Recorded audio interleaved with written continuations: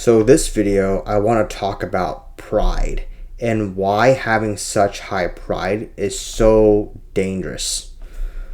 Pride is often associated with the fallen angel Lucifer because his pride was thinking that he could be better than God, so he was trying to assert his dominance over his creator. This ultimately made him cast out of heaven, and because he was so persuasive and so adamant on pushing this narrative that it's okay to be yourself, it's okay to find the things that could bring you success rather than the Almighty God, that he brought down and convinced 1/3 of the angels from heaven to come down with him. And the pride of this comes from the over-reliance, and when it comes to humans, the over-reliance on ourselves instead of putting our trust in God to figure out our problems. We are too focused on what we can lose, such as face in the world. We're so worried that we might be humiliated in front of other people. We place our own self-worth and self-importance over anything that could possibly change the situation if humility was added to the equation.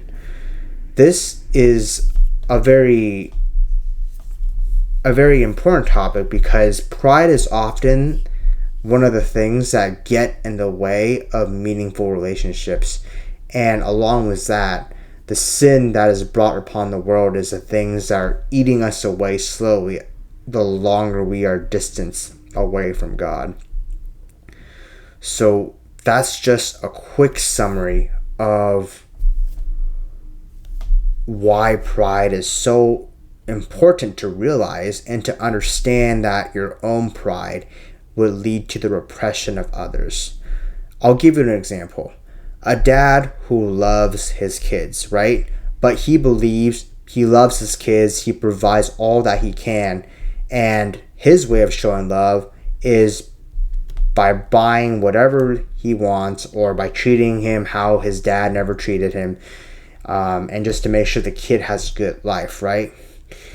And there are often times that a lot of people might not realize, but it's very true that not everybody in the world wants you to do good. And when you realize that not everybody wants you to be better than them, this could even come from parents as well, right? And this is not going for all parents, but some parents who would have such a high standard or would use their kids to fuel their own pride.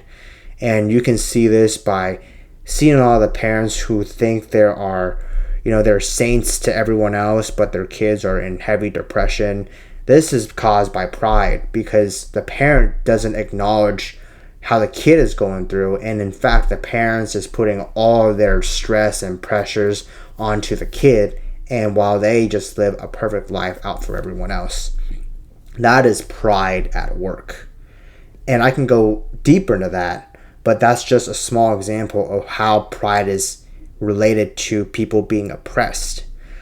Pride in not admitting you're wrong, pride of always wanting to be right, pride of always wanting to be on top, and pride of always keeping yourself above others. These are the things that hinder the humanity in our world. And this is something that is very important, and we need to tackle it. And this all stems from sin, our influences to better ourselves, to worship ourselves, and to really put ourselves in the center instead of viewing people as people. Objectifying women, seeing women as objects.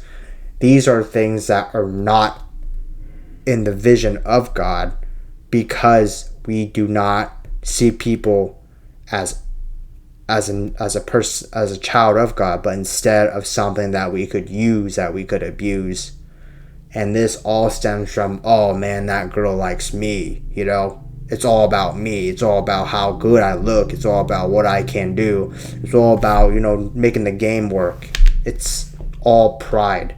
And pride is a disease.